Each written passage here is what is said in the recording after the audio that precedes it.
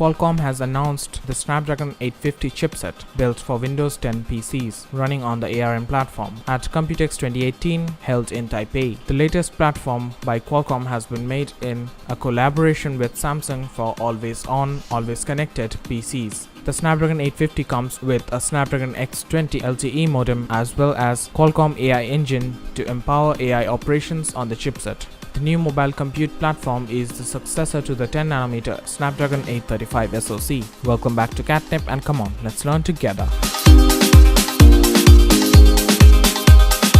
Qualcomm claims a 30% increase in the performance and graphics of the Snapdragon 850 over the 835 despite being on the same 10nm process because of the new 2.95 GHz Cryo 835 CPU and Adreno 630 GPU. A 20% gain in gigabit LTE speeds, and the battery life of the device is also being promised to be the same as the 835. More enhancements on the Snapdragon 850 include Qualcomm AI engine for 3 times better AI performance and Qualcomm X20 LTE modem for global gigabit LTE support. As per Qualcomm, the Snapdragon 850 also comes with built-in high-fidelity audio support thanks to Qualcomm Acoustic, that's AQSTIC for you, brought by Qualcomm, as well as aptX audio features. The Snapdragon 850 also claims to deliver native DSD format, virtual surround sound, high dynamic ranging, and 4K video recording. It will support Microsoft's machine learning SDK to help developers create more AI features for the SoC. Qualcomm is expected to make an announcement about the availability of the SoC soon.